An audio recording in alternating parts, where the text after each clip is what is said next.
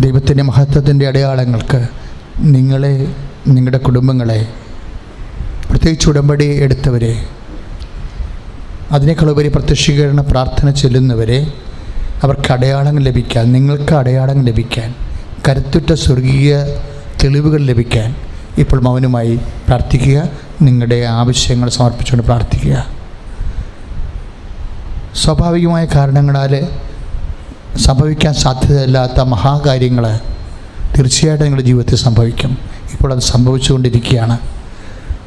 അതിലെല്ലാം നിങ്ങളെല്ലാം അതിന് ദൈവത്തിൻ്റെ ഉപകരണമാകാൻ, മഹത്വത്തിൻ്റെ ഉപകരണമാകാൻ വേണ്ടിയാണ് ഇപ്പോൾ പ്രാർത്ഥിക്കേണ്ടത്. കാര്യം ഇപ്പോൾ എന്ന് പറഞ്ഞാൽ ഇപ്പോൾ പരിശുദ്ധ കുർബാന എഴുന്നള്ളിയിരിക്കുന്ന സമയത്താണ് അമ്മ പ്രത്യക്ഷപ്പെട്ടത്. അപ്പോൾ തീർച്ചയായിട്ടും ഇപ്പോഴും അതുപോലൊരു സമയമാണ്. പരിശുദ്ധ അമ്മ കുർബാന എഴുന്നള്ളിയിരിക്കുന്നു. അമ്മയുടെ സാന്നിധ്യം നമുക്കുണ്ട്. നിങ്ങൾ ഉടമ്പടി ചെയ്തവരാണ്, ഓൺലൈൻ ഉടമ്പടി ചെയ്തതാണ്, അല്ലെങ്കിൽ ചെയ്യാൻ ആഗ്രഹിക്കുന്നവരാണ്, അല്ലെങ്കിൽ കൃപാസനം മാതാവിനെ ആശ്രയിച്ച് പ്രാർത്ഥിക്കുന്നവരാണ്. തീർച്ചയായിട്ടും നിങ്ങൾക്ക് അതിനുള്ള അവകാശമുണ്ട്. നിങ്ങൾക്ക് തീർച്ചയായിട്ടും നിങ്ങളെ ദൈവം അതിനുള്ള ഉപകരണമായി ഉയർത്തും. ഞങ്ങളെ ഉയർത്തണമേ. ഞങ്ങൾക്കും ഈ പ്രത്യക്ഷീകരണത്തിന് സാക്ഷ്യം വഹിക്കാൻ ആഗ്രഹമുണ്ട്. ഞങ്ങളെ ഇടയാക്കണമേ എന്ന് പറഞ്ഞുകൊണ്ട് നിങ്ങളുടെ വ്യക്തിപരമായ ആവശ്യങ്ങൾ അമ്മ മാതാവിൻ്റെ തിരുസന്നിധിയിൽ മൗനമായി പ്രാർത്ഥിച്ച് ഈശോയ്ക്ക് കാഴ്ചവെക്കുക.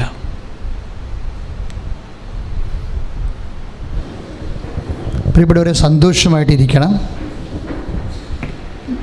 കൃപാസനം തുറന്നതിൻ്റെ എല്ലാ അനുഗ്രഹത്തിൻ്റെ അടയാളങ്ങളും അമ്മ കാണിക്കുന്ന ദിവസങ്ങളാണ്. ഇന്നലെ 15 സാക്ഷ്യങ്ങളാണ് ഉണ്ടായത്.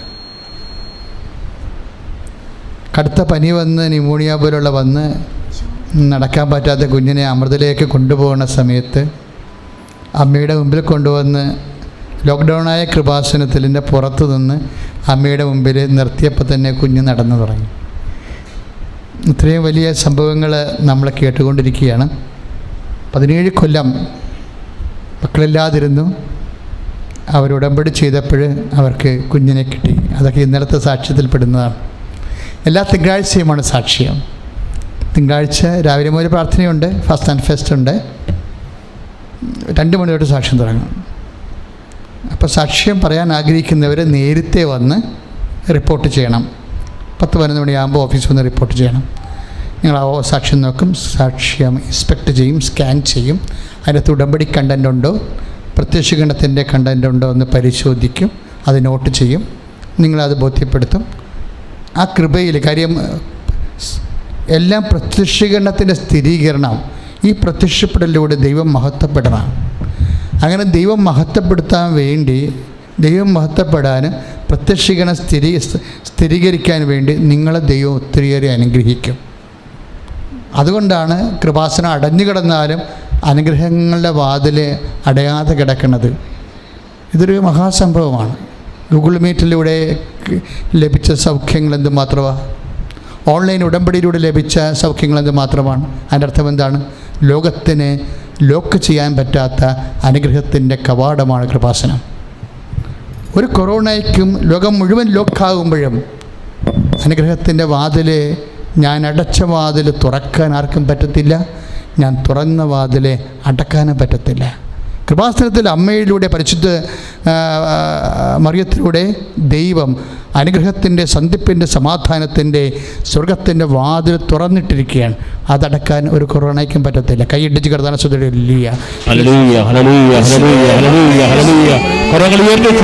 ദൈവ തിരുസന്നിധി നമ്മൾ വ്യാപരിക്കുമ്പോൾ നോട്ട് ദ പോയിൻറ്റ്, കുറച്ച് പോയിൻറ്റുകൾ നോട്ട് ചെയ്യണം നമ്മൾ. അല്ലെങ്കിൽ നമുക്ക് വളരാൻ പറ്റത്തില്ല, അവസരങ്ങളെ പ്രയോജനപ്പെടുത്താൻ പറ്റത്തില്ല. അനുഗ്രഹത്തിൻ്റെ, നമ്മുടെ ജീവിതത്തിൽ അനുഗ്രഹത്തിൻ്റെ അവസരങ്ങളാണ്. അനുഗ്രഹത്തിൻ്റെ അവസരങ്ങൾ പലപ്പോഴും സന്ദർശനത്തിൻ്റെ സമയം പോലെയാണ്. സന്ദർശനത്തിൻ്റെ സമയം അത് അനുഗ്രഹത്തിൻ്റെ അവസരങ്ങളാകാം, അനുതാപത്തിൻ്റെ അവസരങ്ങളാകാം. എൻ്റെ സന്ദർശനത്തിൻ്റെ സമയം നീ അറിഞ്ഞില്ല എന്ന് പറയുമ്പോൾ അതിൻ്റെ നെറ്റ് റിസൾട്ട് എന്താണ്? You will be rejected. പ്രവാചകന്മാരെ കൊല്ലുകയും നിന്നിലേക്ക് അയക്കുന്നവരെ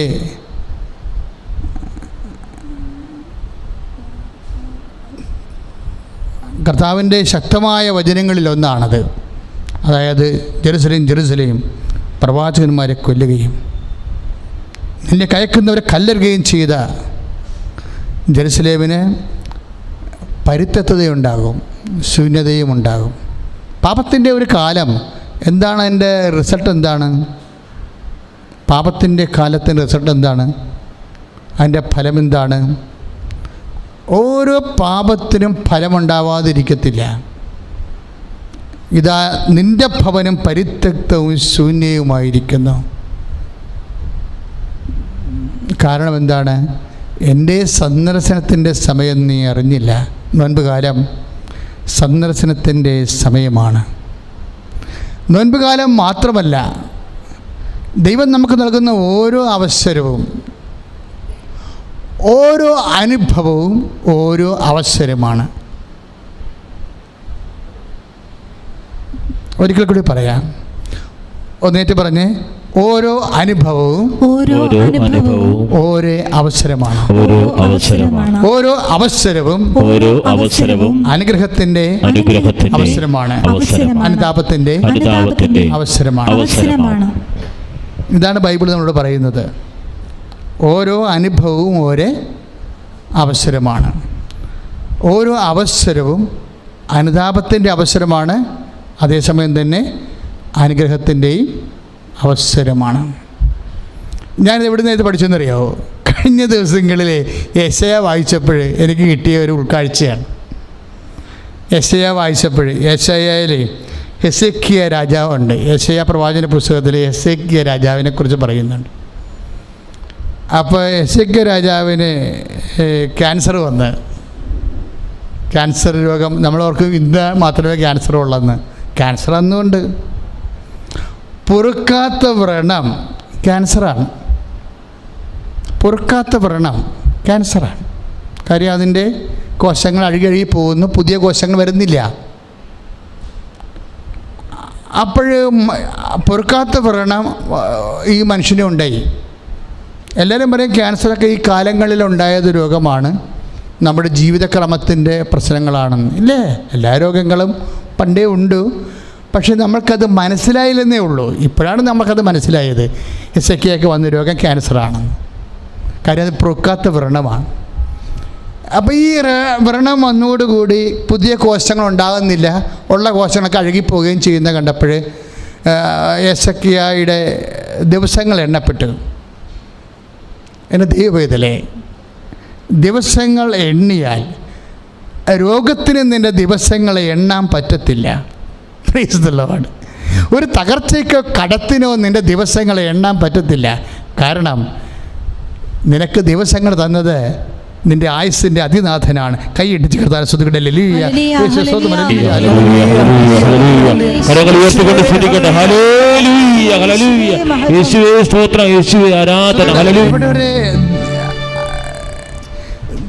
ദൈവത്തിൻ്റെ വചനം നമുക്ക് നൽകുന്നത്, അതിൻ്റെ പേര് തന്നെ സുവിശേഷമെന്നാണ്. അത് ക്യാൻസർ രോഗിക്കും സുവിശേഷം തന്നെയാണ്, നല്ല വിശേഷമാണ്. ഒരു രോഗിയെ സംബന്ധിച്ചിടത്തോളം അവൻ്റെ എല്ലാ വിശേഷങ്ങളും മോശം വിശേഷങ്ങളാണ്, പക്ഷേ അവൻ്റെ രോഗം ഒരു സുവിശേഷമാണ്. എന്താണ്? അവൻ എങ്ങോട്ട് തിരിഞ്ഞാലും ദൈവത്തെ കിട്ടും. നീ രോഗിയാണെങ്കിൽ നീ എങ്ങോട്ട് തിരിഞ്ഞാലും നിൻ്റെ ദൈവത്തെ കാണാൻ പറ്റും. ഒന്ന് പറഞ്ഞേ, ഞാൻ രോഗിയാണെങ്കിൽ ഞാൻ ജീവിത പ്രശ്നങ്ങളാൽ പരുക്കുകള് ഏൽക്കുന്നവനാണെങ്കിൽ എൻ്റെ അവസ്ഥ ഞാൻ എങ്ങോട്ട് തിരിഞ്ഞാലും ഏത് വശത്തേക്ക് തിരിഞ്ഞാലും എനിക്ക് ദൈവത്തിൻ്റെ അനുഭവം കിട്ടുന്ന രീതിയിലെ എൻ്റെ പ്രശ്നങ്ങളെ എന്നെ എൻ്റെ ദൈവത്തിലേക്ക് ഉയർത്തുന്നതിനെ ഓർത്ത് ഞാൻ നന്ദി പറയുന്നു.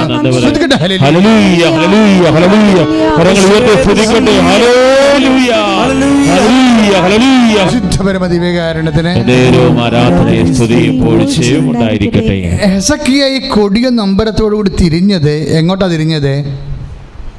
ദാനിയേൽ പണ്ട് ദേവാലയത്തിന് മട്ടുപ്പാവിൽ പോയതുകൊണ്ട് ജെറുസലേമിലേക്ക് തിരിഞ്ഞായിരുന്നു. കടുത്ത വേദന കൊണ്ട് അങ്ങനെയുള്ള ആധ്യാത്മിക ചിന്തകളൊന്നും ഹെസക്കിയയ്ക്ക് ഉണ്ടായില്ല. ഹെസക്കിയ തിരിഞ്ഞപ്പോൾ കണ്ടത് ഭിത്തിയാണ്.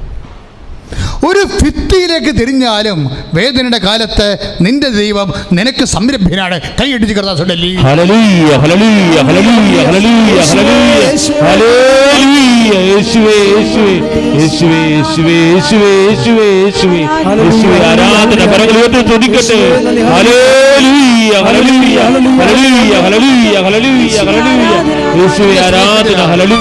യേശയ്യാ 38:2 ഹെസക്കിയ ചുമരിൻ്റെ നേരെ തിരിഞ്ഞ് കർത്താവിനോട് പ്രാർത്ഥിച്ചു.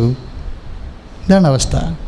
നീ ഒരു സങ്കടക്കാരിയാണെങ്കിൽ, നിൻ്റെ ഹൃദയം തകർന്നിരിക്കണമെങ്കിൽ നീ എങ്ങോട്ട് തിരിഞ്ഞാലും നിൻ്റെ ദൈവം നിനക്ക് സംരംഭ്യമാണ്. കൈയടിച്ച് കിടന്ന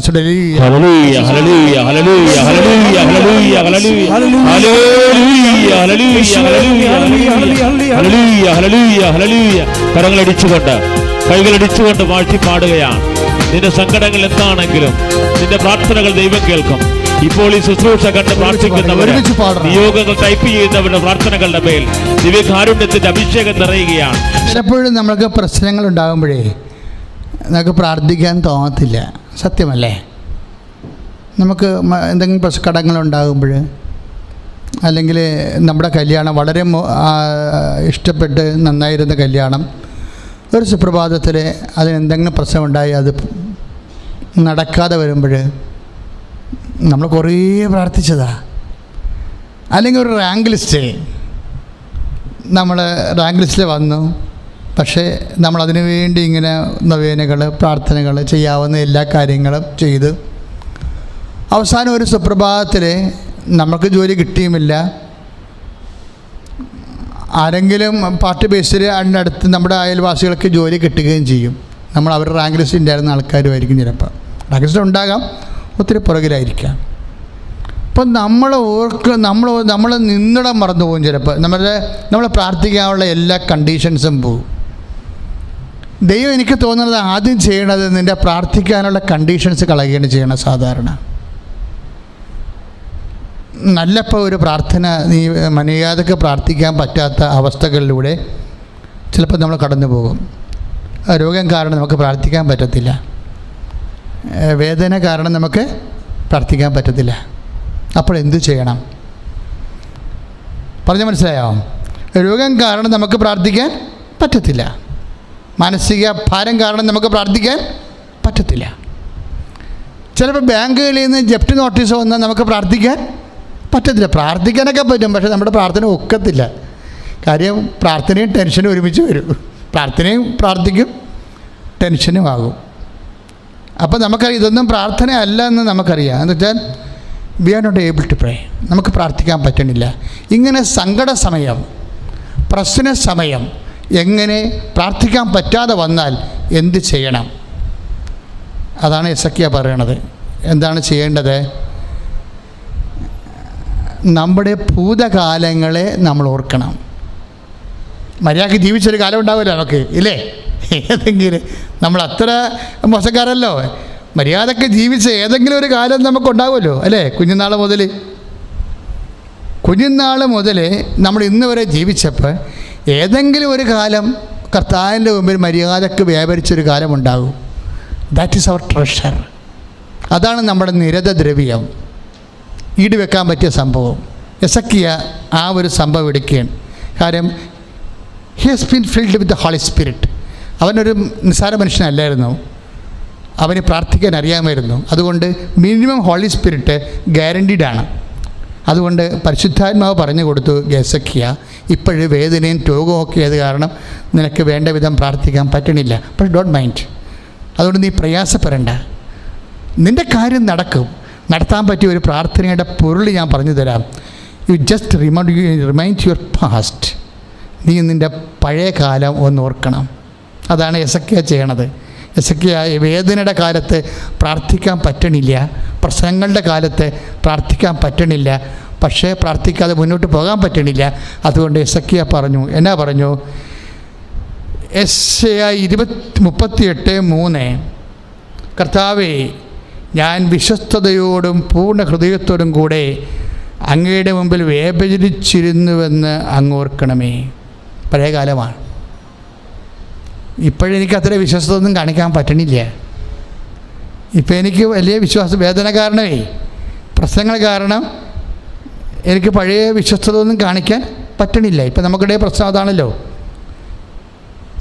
നമുക്ക് പഴയതുപോലെ കുമ്പസാരിക്കാനോ അതുപോലെ കുർബാന ഉൾക്കൊള്ളുവാനോ തീഷ്ണമായി പ്രാർത്ഥിച്ച് പെരുന്നാളിന് പോകാനോ ഒന്നും പറ്റണില്ല. അപ്പോഴെങ്ങനെ ആധ്യാത്മികത നമുക്കൊരു ചൈത്യത്തിലാണ്. നമ്മുടെ പ്രാർത്ഥനാ ജീവിതമൊന്നും മരവിച്ചിരിക്കുകയാണ്. What we should do, we should remember past and its fidelity.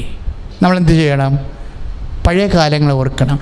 എൻ്റെ ദൈവവേദന ഒരു ദിവസമെങ്കിലും നീ ഫിഡലിറ്റി ആയിട്ട് കർത്താവിന് തിരുസരി വേർപിച്ചിട്ടുണ്ടെങ്കിൽ യു ആർ ബ്ലെസ്ഡ്.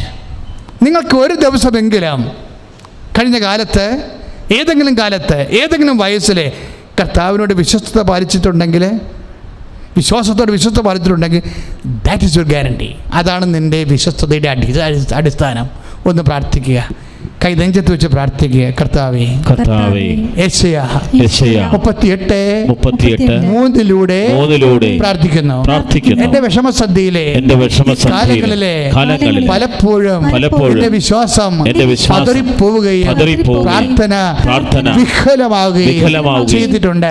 കർത്താവേ, വേദപുസ്തകം നൽകുന്ന വെളിപാടോടുകൂടി ഞാൻ പ്രാർത്ഥിക്കുന്നു. എന്റെ പഴയ കാലത്ത് അങ്ങയോട് കാണിച്ചിട്ടുള്ള വിശ്വസ്തതയെ ഇപ്പോഴേ അനുസ്മരിക്കണമേ.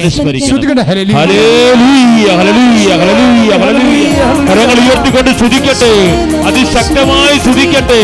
കർത്താവായ ദൈവമേ, പഴയ കാലങ്ങൾ ഓർക്കാൻ, വിശുദ്ധിയോടെ പ്രാർത്ഥിക്കാൻ, ദൈവസ്നേഹത്തോടെ പ്രാർത്ഥിക്കാൻ, ഉടമ്പടിയിൽ വിശ്വസ്ത പുലർത്താൻ പരിശുദ്ധാത്മാവിനാൽ ഞങ്ങളെ ശക്തിപ്പെടുത്തണമേ. മക്കളെ കൈകൾ ഇതുപോലെ കൂട്ടിക്കൊണ്ട് കൈ നെഞ്ചത്ത് കൂപ്പി വെച്ചുകൊണ്ട് കർത്താവിനെ അനുസ്മരിച്ചുകൊണ്ട് അതിശക്തമായി സ്തുതിക്കട്ടെ. ഞാൻ നിങ്ങൾക്ക് വേണ്ടി പ്രാർത്ഥിക്കുന്ന സമയമാണ്. സ്തുതിക്കട്ടെ. Hallelujah, hallelujah, hallelujah, hallelujah, hallelujah, hallelujah. എല്ലാവരും സ്തുതിക്കട്ടെ. മക്കൾ ഇപ്പോൾ പ്രാർത്ഥിച്ചുകൊണ്ടിരിക്കുന്നു. വിശുദ്ധ പൗരോഹിത്യത്തെ അങ്ങ് മഹത്വപ്പെടുത്തണമേ കർത്താവേ. ഈശോയെ, സഭയിലുള്ള സാന്നിധ്യം പ്രകടമാക്കണം കർത്താവേ. അനേക മക്കൾ കർത്താവേ, ജോലി ഇല്ലാത്ത മക്കൾ കർത്താവേ, ഇപ്പോഴും പ്രാർത്ഥിച്ചുകൊണ്ടിരിക്കണം കർത്താവേ. ഈശോയെ, അവരെല്ലാം സ്പർശിക്കണം കർത്താവേ. പരീക്ഷ എഴുതിയിട്ടുള്ള മക്കൾ കർത്താവേ, ഇപ്പോഴും പ്രാർത്ഥിച്ചുകൊണ്ടിരിക്കണം കർത്താവേ. റിസൾട്ട് പ്രതീക്ഷിക്കുന്ന മക്കൾ കർത്താവേ, അതിപ്പോൾ പ്രാർത്ഥിച്ചുകൊണ്ടിരിക്കണം കർത്താവേ. ജീവിത പങ്കാളിയെ അന്വേഷിക്കുന്നവര്, മക്കൾ ഇല്ലാത്തവർ കർത്താവേ, ഇപ്പോഴും പ്രാർത്ഥിച്ചുകൊണ്ടിരിക്കണം കർത്താവേ. ഇവിടെ ഭൂതകാലത്തിന്റെ വിശ്വസ്തതയെ അങ്ങനെ സ്മരിക്കണമേ കർത്താവേ. ഇവിടെ ഭൂതകാലത്തിന്റെ വിശ്വസ്തതയെ കർത്താവേ അങ്ങനെ സ്മരിക്കണം കർത്താവേ. യശയ്യാവിനെപ്പോലെ കർത്താവേ, അവിടെ കർത്താവേ സമയക്രമം കർത്താവേ പുറകോട്ട് നീട്ടിക്കൊണ്ട് കർത്താവേ അവർക്ക് കർത്താവ് നഷ്ടപ്പെട്ടു പോയ സമയവും അനുഗ്രഹമാക്കി മാറ്റണമെന്ന് പ്രാർത്ഥിക്കുന്നു. ഹല്ലേലൂയ, ഹല്ലേലൂയ, ഹല്ലേലൂയ, പരിശുദ്ധ പരമദിവ്യകാരുണ്യത്തിന് ഈശോ ഉണ്ടല്ലോ ഒരു ആക്രി പെറുക്കണ കക്ഷിയാണ്. കർത്താവിൻ്റെ വചനം വായിക്കുമ്പോൾ എനിക്ക് മനസ്സിലായിട്ടുള്ളതാണ്, ഈശോ ഒരു ആക്രി പെറുക്കണ കക്ഷിയാണ്. അപ്പോൾ നിങ്ങൾക്ക് അച്ഛൻ എന്തെങ്കിലും നിഷിച്ച് സംസാരിക്കണം, അങ്ങനെയല്ല. നമ്മുടെ പ്രാർത്ഥനയ്ക്കും ആക്രി പ്രാർത്ഥനകൾ കാണും, പൊട്ടും പൊടിയും പൊളിഞ്ഞതും ഒക്കെ. ആരെങ്കിലും ആക്രി കച്ചവടക്കാർ വരുമ്പോൾ നമ്മൾ ഓർക്കും, എന്താ ഓർക്കും, മുറ്റത്തുള്ള സംഭവങ്ങളെല്ലാം പെറുക്കി കൊടുക്കും. കാര്യം അല്ലെങ്കിൽ നമ്മൾ തന്നെ ചോദിച്ചുകൊണ്ട് പോയി എവിടെയെങ്കിലും കളയണമല്ലോ എന്ന് ഓർത്തുകൊണ്ട് പ്ലാസ്റ്റിക് കുപ്പികൾ, പൊട്ടിയ കുപ്പികൾ, ചിലപ്പോൾ ഇരുമ്പ് കഷ്ണങ്ങൾ, ഇങ്ങനെ ആക്രി സാധനങ്ങളെല്ലാം കൊടുക്കും. നമ്മുടെ പ്രാർത്ഥനയ്ക്ക് ഇതുപോലെ ആക്രി പ്രാർത്ഥനകളുണ്ട്. ആക്രി പ്രാർത്ഥന എന്ന് പറഞ്ഞാൽ എന്താണ്? ഇതുപോലെ വേദനയും രോഗമൊക്കെ ഇരിക്കുമ്പോൾ ആരെങ്കിലും നമുക്കിട്ട് പാര വെക്കുകയാണെങ്കിൽ, സൂചി വെക്കണമെങ്കിലൊക്കെ ചെയ്യുമ്പോഴൊക്കെ അവനിട്ടും ഒരു പണി എപ്പോഴെങ്കിലും ഒതുങ്ങി എൻ്റെ കൈ കിട്ടും എന്നൊക്കെ പറയല്ലേ. എപ്പോഴെങ്കിലും എന്നെ പാര വെച്ചവരോ സൂചി വെച്ചവരോ എപ്പോഴായാലും ഒതുങ്ങി എൻ്റെ കയ്യിൽ കിട്ടും, അന്ന് ഞാൻ അവർക്കിട്ട് കൃത്യമായിട്ട് ശാസ്ത്രീയമായിട്ട് പണിതിരിക്കും എന്ന് വെഞ്ചൻസ്, വൈരാഗ്യം ഉള്ളിൽ കൊണ്ടുപോകുമ്പോഴും നമ്മൾ സ്വർഗ്ഗസ്ഥനായ പിതാവേ എന്നുള്ള പ്രാർത്ഥന ചെല്ലും. എന്താണ്? ഞങ്ങളോട് ക്ഷമിക്കുന്ന പോലെ ഞങ്ങൾ ക്ഷമിക്കുന്ന പോലെ ഞങ്ങളോടും ക്ഷമിക്കണമേ. അത് ആക്രി പ്രാർത്ഥനയാണ്. പൊട്ടിപ്പോയി ആ പ്രാർത്ഥന. ആ പ്രാർത്ഥനയുടെ ഭവ്യത പൊട്ടി, പരിശുദ്ധി പൊട്ടിപ്പോയി, ഇല്ലേ? ആ ഘട്ടത്തിൽ നമ്മൾ ക്ഷമിച്ചിട്ടില്ലല്ലോ, നമ്മൾ ക്ഷമിച്ചിട്ടില്ല. Still we are praying. എന്താണ്? ഞങ്ങൾ ക്ഷമിക്കുന്ന പോലെ ഞങ്ങളോട് ക്ഷമിക്കണമേ. അപ്പോൾ കർത്താവ് പറയും, നിങ്ങൾ ക്ഷമിച്ചിട്ടില്ലല്ലോ. ഈ പ്രാർത്ഥന ഡാമേജ് പ്രെയറാണ്. അത് പൊട്ടിപ്പോയ പ്രാർത്ഥനയാണ്, വക്ക് പൊട്ടിയ പ്രാർത്ഥന, അല്ലെങ്കിൽ വട്ടം പൊട്ടിപ്പോയ പ്രാർത്ഥന. അപ്പം ഇങ്ങനെ പോയി ഡാമേജ് പ്രാർത്ഥനകളെല്ലാം ആക്രി പ്രാർത്ഥനകളാണ്. അപ്പോൾ ആക്രി പ്രാർത്ഥനകളും കർത്താവ് എടുക്കും. അപ്പം നിങ്ങൾ കുർബാന സ്വീകരിക്കരുത്, പക്ഷേ you can pray. What is your mood? പക്ഷേ യു ക്യാൻ പ്രേ. ഇപ്പം നിങ്ങൾ ചില ആൾക്കാർ ഭയങ്കര ലൈംഗിക സമ്മർദ്ദം കൊണ്ടൊക്കെ ചിലപ്പോൾ സ്വയംഭോഗം ചെയ്തു പോകും. ഞാനതിനെ നീതീകരിക്കുകയല്ല. ചില 5% മനുഷ്യരെങ്കിലും അങ്ങനെ വികാരത്തിന് അടിപ്പെട്ടുകൊണ്ട് അവിശുദ്ധി കീപ്പ് ചെയ്യുന്ന അവസ്ഥ വരും. അപ്പം നിങ്ങൾക്ക് ഉടനെ ഭയങ്കര സങ്കടം വരും. എന്താണ്, അയ്യോ ദൈവമേ, ഞാനിങ്ങനെ കയ്യിൽ നിന്ന് അകപ്പെട്ടു പോയല്ലോ, ഇനി എനിക്ക് എന്നെ പ്രാർത്ഥിക്കാൻ പറ്റത്തില്ലല്ലോ എന്ന് പിശാച് നമ്മളോട് പറഞ്ഞുകൊണ്ടിരിക്കും. പിശാച് നമ്മളോട് പറയും, നീ അശുദ്ധയുള്ള ആളാണ്, നീ എന്തിനാണ് ഇതൊക്കെ ചെയ്തിട്ട് പിന്നെ പ്രാർത്ഥിക്കാൻ പോണത്? അതുകൊണ്ട് ഉടനെ നീ എന്ത് ചെയ്യും? പള്ളിപ്പൊക്കെ മുടക്കും, കുർബാന മുടക്കും. അതിന് നിൻ്റെ കാരണങ്ങളുണ്ട്, നിനക്ക് കാരണങ്ങളുണ്ടാകാം. പക്ഷേ കർത്താവ് എന്താ പറഞ്ഞു വെച്ച് കഴിഞ്ഞാൽ, നീ ഏത് അവസ്ഥയിലാണ് ഇരിക്കണമെങ്കിലും നീ പ്രാർത്ഥന മുടക്കരുത്. നിൻ്റെ ഏത് ഡാമേജ് പ്രയറാണെങ്കിൽ ഐ വിൽ ടേക്ക് ഇറ്റ്. നീ വൈരാഗ്യം കൊണ്ട് പ്രാർത്ഥിക്കാം, ചിലപ്പോൾ നീ അവിശുദ്ധമായിട്ട് പ്രാർത്ഥിക്കാം. ചിലപ്പോൾ ഒരു പ്രത്യേക അവസ്ഥയിൽ സമ്മർദ്ദത്തിൽ ഒരു അബോർഷൻ സംഭവിച്ചു പോയി, ഉടനെ നീ നിൻ്റെ പ്രാർത്ഥനയെ അബോർട്ട് ചെയ്യരുത്. ഞാൻ അബോർഷനെ നീതീകരിക്കുകയല്ല. പക്ഷേ അങ്ങനെ ഒരു സാഹചര്യത്തിൽ ഒരു വിശ്വാസി വന്നാലും still there is hope in Jesus. കൈയടിച്ച് കർത്താവ് സ്തുതിക്കട്ടെ. Hallelujah hallelujah hallelujah hallelujah. കരങ്ങൾ ഉയർത്തിക്കൊണ്ട് സ്തുതിക്കട്ടെ. കരങ്ങൾ ഉയർത്തി ഹല്ലേലൂയ ഹല്ലേലൂയ ഹല്ലേലൂയ. ഈശോയെ, ഞങ്ങളുടെ അവസ്ഥകൾ തൃക്കൻ പാർക്കണമേ എന്ന് പ്രാർത്ഥിക്കുന്നു. Hallelujah hallelujah.